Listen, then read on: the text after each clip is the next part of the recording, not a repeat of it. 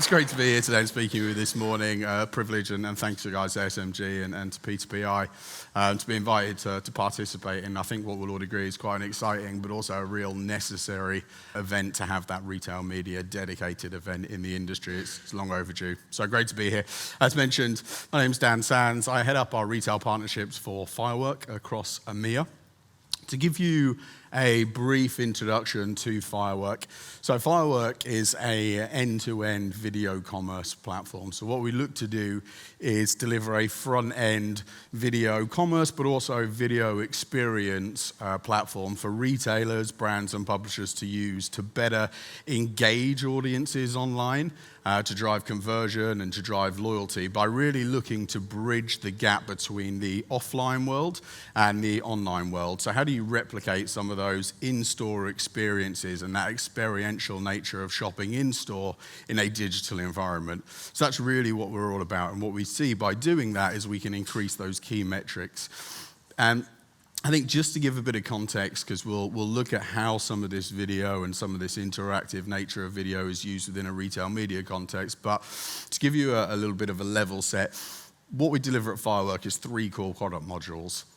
So first of all is the one-to-one video experience. So that's really hyper-personalized, it's very conversational, it's how do I replicate me as a shopper in-store speaking to a sales associate to get advice, to get guidance in that digital environment. So that's one-to-one video consultation in a digital environment.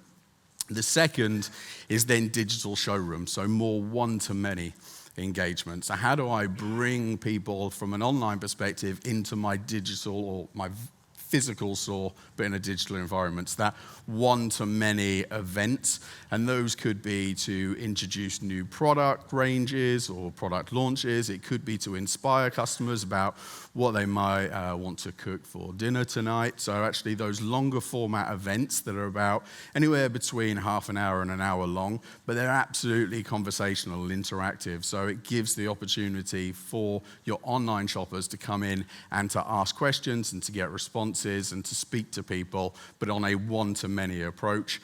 And then that third product module is interactive video. So these are the more short videos, so generally less than 30 seconds long, but they're interactive in nature. So that interactivity could be polls within the video themselves. It could be a shoppable nature of those videos. So interactive short video. So those are the kind of the 3 modules that we offer. And I think the 2 that are more relevant for today, though one-to-one conversational video does have a role to play within retail media. The ones that we'll focus on more is that short video and those digital showrooms and how retailers and brands are starting to use and leverage those different formats from a retail media perspective. But before we get into that, a little bit of a quiz, because who doesn't love a quiz? Huh? Who doesn't have a little bit of interactivity between us? So what do all of these things have in common? So we've got on there Peloton sales increased substantially, 170%. We've got deodorant sales fall by 7%. Dodgy. We've also got alarm clock sales falling, and then we've got Jigsaw demand absolutely spiraling, and likewise yeast sales soaring by 400%. Anyone, all these things, what have they got in common? Yeah, beautiful, beautiful, yeah. So these are all changes in consumer shopping habits and spend habits during the pandemic. Some of them quite worrying. I love the correlation between the Peloton sales and the lack of deodorant. I was quite surprised that people are still buying alarm clocks. I just used the phone and presumed everyone uses their phone, so I would imagine that alarm clock sales have been falling for a while. But yeah, these are all changes in consumer shopping habits during the pandemic. And whilst most of these changes were temporary, there was something more fundamental happening in consumer behavior that was longer lasting during the pandemic as well. And that was the use of video. So video became our primary method for connection, right? And it's maintained to be our primary method of connection, whether we think about it from a social media perspective, and we've all seen the rise of TikTok, and certainly during COVID, TikTok broke the record for the most app installations within 1 quarter. I think it was just over 300 million app installations within 1 quarter for TikTok. So they saw a massive boom, and that growth has continued for them. And then within Twitter, we see that video posts on Twitter, so those tweets that have video, will drive 10x the engagement of tweets without any video. So we're seeing a shift in how people are consuming content. And then from an entertainment perspective as well, if we think about those streaming platforms, again, we'll do a quick poll. Hands up, all of those people that have one streaming subscription. So Netflix, Prime, yeah, if you've got one or more, hand up. Yeah, everyone's got one or more. Keep your hand up if you've got two or more. Yeah, stay with me here, we've got this.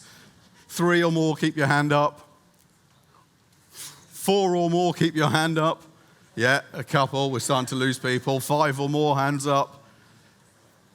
6 or more, and that's the people still working from home. So we've got streaming platforms that absolutely boomed. So in the US, on average consumer has 4 subscriptions. So if you've got 4, you're an average.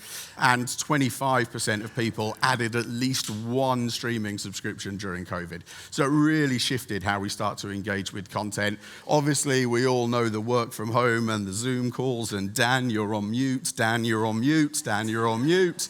And we moved to that kind of digital world with some embarrassing repercussions. That isn't me, that's just something I found on Google.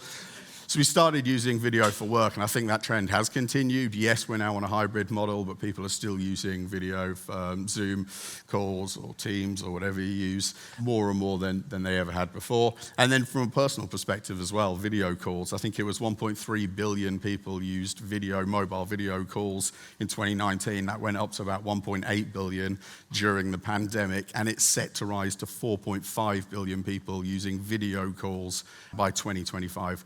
So I think video here is just the medium, right? It's just the format. But what all of these things have in common is the desire for human connection and emotional connection that video can give you.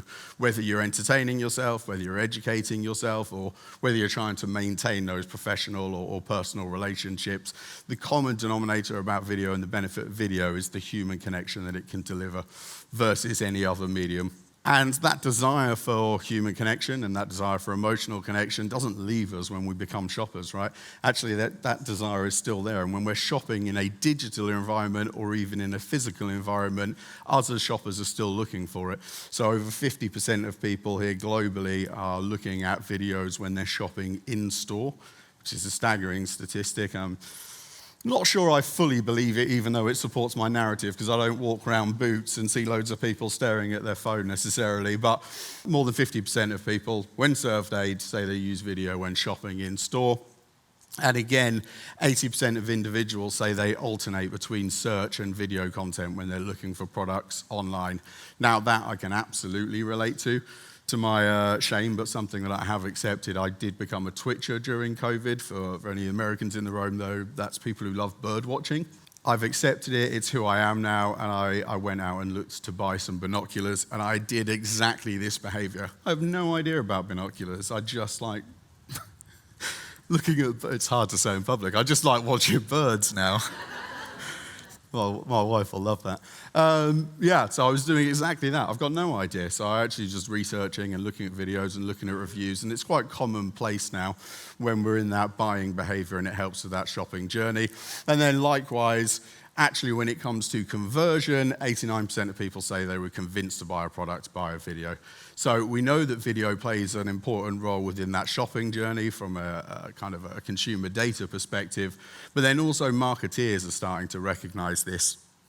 So we can see that marketeers are increasingly using video throughout the sales funnel.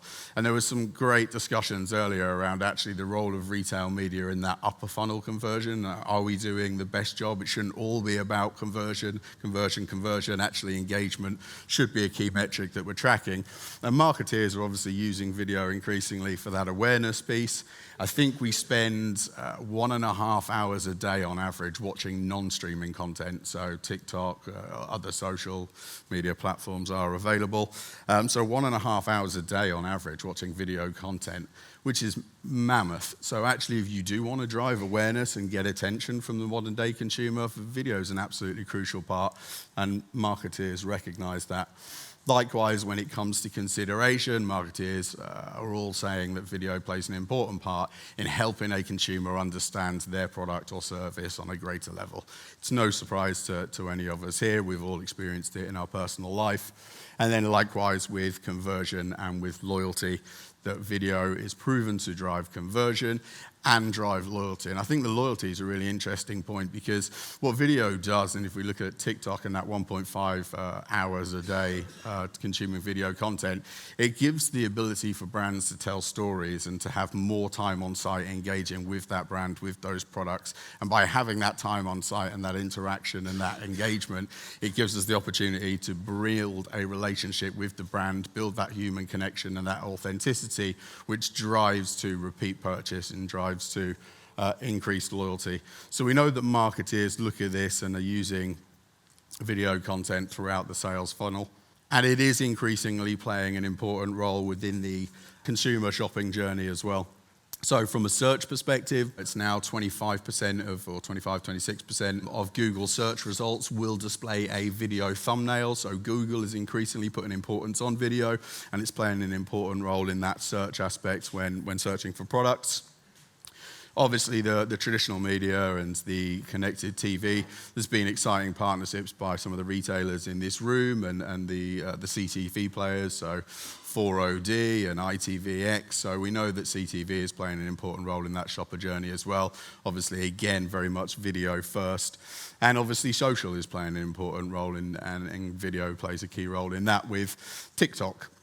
And the rise of social commerce, and TikTok Shop is growing, and I think it will continue to grow. We anticipate them to do well in that space, but generally with lower value, in our opinion, lower value items where the consideration of the purchase is less. So TikTok and social shopping in general will continue to rise, and video plays a part in that journey.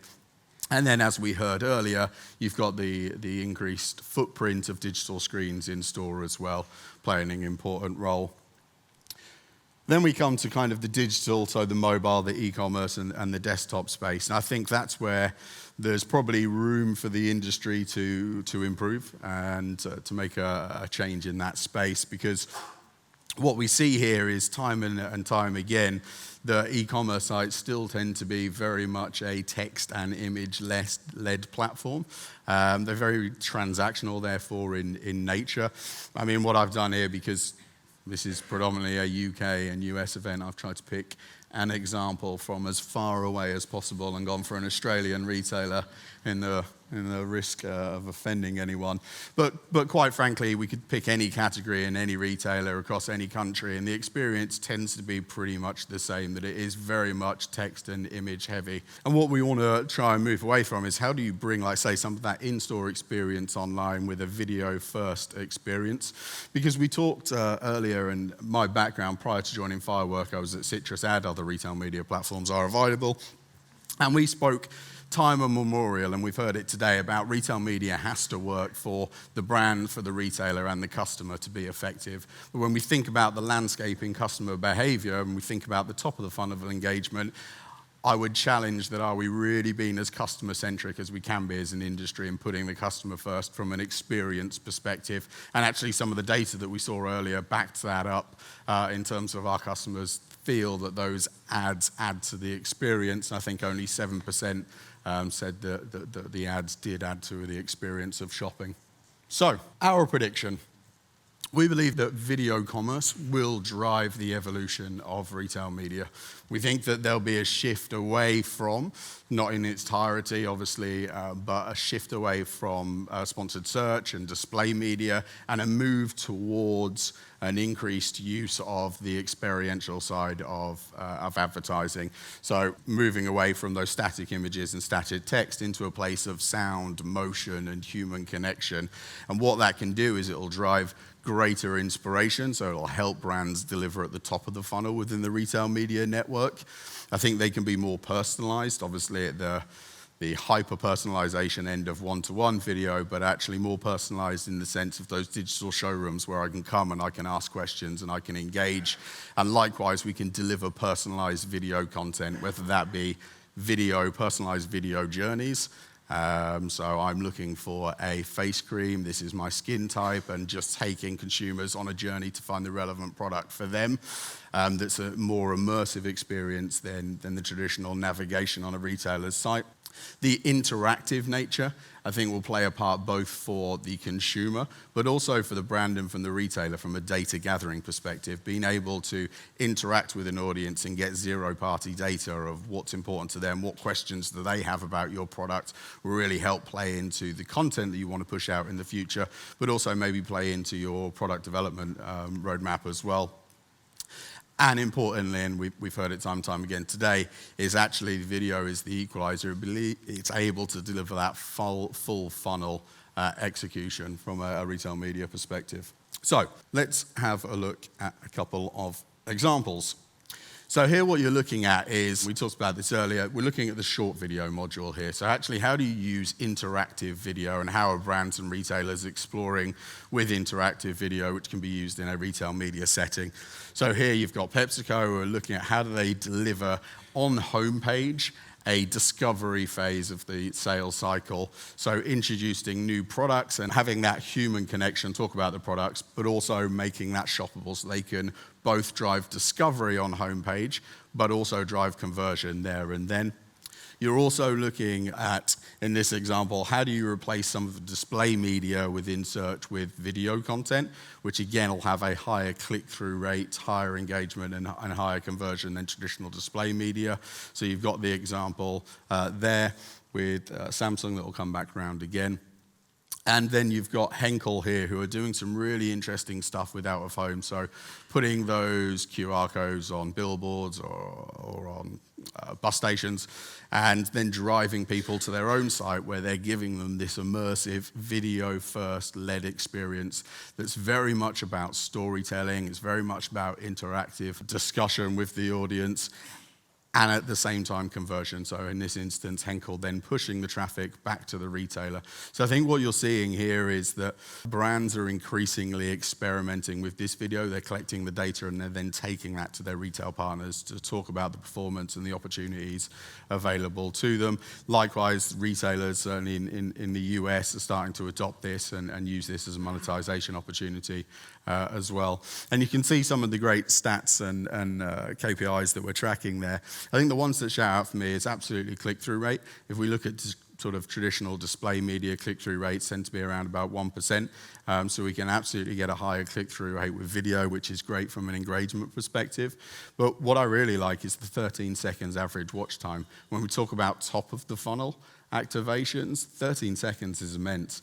Your average on kind of social media watch time of a video is about 3.3 seconds. So it tells you that when a retailer delivers video or brands directly, that the consumer's in a space and a place of where they're happy to listen to those messages. 13 seconds is a long time to talk about a new product, really get those USPs over and really get your brand over as well. And then absolutely it drives a higher engagement. So 60% increase in conversion rate, 30% increase in added order value from having these kind of video carousels where I can look at one and then another video and I can add to cart directly from that experience is where we're getting the higher average order value up. And again, a 60% increase in conversion rate. The first is those shoppers who don't have video on site, so don't see the video, so a bit of A/B testing there. So that's with the short video. If we then look at those digital showrooms, so this is generally anywhere between kind of 30 minutes and an hour long. In this example, it's the Fresh Market. For those who don't know the Fresh Market, it's a regional grocer in the US. Their traffic on site, average monthly traffic, is about 1 million. So put that into context of someone like Tesco's or that's over 20 million, relatively small traffic, so they're a regional player. But what they're doing is they're doing these live events. I say live, they're pre-recorded, and then they're kept on site in perpetuity. But they're doing these long format events on a weekly basis, and these are editorial or marketing led from an editorial perspective. So ideas for Mother's Day, ideas for Christmas, etc. So they're absolutely customer centric in terms of the stories that they want to tell, and then they're bringing the monetization opportunity in by finding and speaking to relevant partners, relevant suppliers about where their product could be placed within these events. So everything is then interactive. So you can see here, average watch time, 17 minutes. Again, insane in terms of the ability to convey messages and engage with the shoppers. But also what you're getting down the left-hand side is this chat. So you're getting data, rich zero-party data about what consumers like, what questions that they've got. And this can live on-site in perpetuity. So we have generative conversational AI tools. So actually you don't need someone moderating the chat the whole time. Consumers can log on to this and feel free, jump onto the Fresh Market when you're in your coffee break. Go onto one of their previous events and you can ask a question, is this product suitable for vegans? And you'll get a response. So it's always on two-way communication, so it's always on data gathering as well. And absolutely everything is shoppable down the right-hand side. On an average, we'll see kind of 19% product click-through rate and average order transaction value for those shoppers that engage these events is 81% higher than the average for shoppers that don't engage with these events. So really great from a commerce perspective. And again, a good example of that kind of full funnel execution. The other one that you'll see on rotation here, which I think is a great use case, is Samsung product launch. So if you've got new products, then absolutely you want the time to engage and explain with the audience what that product's all about. So a good example and a good use case there where retailers can bring a unique audience, as you guys know, to the table to then introduce those products to. And when you're getting 17 minutes to speak with them, it's a really rich and engaging experience and valuable for the brand, for the retailer and for the customer. We touched on this a little bit, but I think where video, for me, coming from a kind of traditional retail media background, I think where video plays a great part is it can bridge the gap between marketing, trade, and retail media from a retail perspective. It will absolutely drive GMV. It can absolutely be customer-centric and increase loyalty, but it also unlock new retail media revenue streams to the retailer, and it can deliver that unified retail experience. So we talk about omni-channel, multi-channel, we talk about unified retailer experience. Then actually, the video has the ability to do that by being able to bridge the gap between the physical world and the online world. And some of the best content that we see is that authentic content bridging that gap. So in-store sales associates creating content and reviews about the product. So if we take Boots as an example, one of the people on the beauty counter being able to talk about the product in the same way they do every day in store to their customers, but just bringing that on online. For brands, deeper customer engagement, you've got that full funnel opportunity, you've got the richer customer insights, and of course the higher conversion rate and therefore ROAS. And I think customers, it's an enhanced customer experience, it's absolutely solving a problem, or you can build experiences such as this, meal planning for the week, that solve problems that matter to shoppers, and it's about bringing that human connection that we started on at the top. We know there's a demand out there for it, we know that people seek video content to bridge that gap and bring human connection in other walks of their life, and absolutely it works in the retail context as well. So I think some of the key takeaways from this, and the first thing is absolutely challenge customer centricity. Are we really putting the customer at the heart of what we do? What experience do the customers like? What information do they need? And make sure it's contextually relevant. I think the other thing is about repurposing or reimagining video content. So I think someone mentioned earlier that there absolutely needs to be consistency in content, but it doesn't mean that that needs to be the same content. So by thinking that necessarily you could just bring your social media content into a retail environment or onto your own and operated sites for a brand, that's not necessarily going to work because it might not be the right content for that point in time.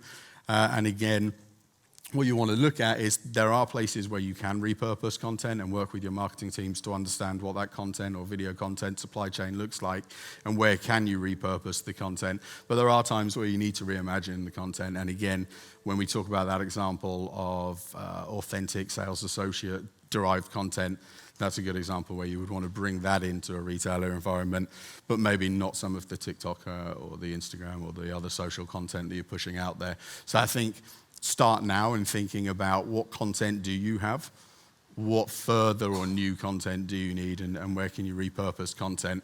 I think that emotional connection is hugely important. What we see is the highest performing content is the authentic content. If you want to drive trust and you want to drive loyalty, then absolutely it takes bravery sometimes to bring that authentic content to the pass, to actually use your in-store expertise or your brand expertise, your brand ambassadors. It takes bravery to do that, but the authentic content is the highest performing content. So I think be brave there. And then finally, it's start now. Video's not going anywhere. Video consumption is growing. I think sometimes it can be daunting if you're a retailer. You're thinking about how you've got the challenges with kind of the marketing teams and the e-com teams about the right kind of content and the placement of that content and not disrupting the shopper journey. So I think there can be a lot to think about, and it can be quite daunting. But absolutely start small and start testing and learning. Brands are already doing it, as you've seen in some of the examples. There are retailers out there that are doing it effectively as well. But absolutely start now, because video commerce or video isn't going anywhere. But with that, I'll end, and thank you very much for your time.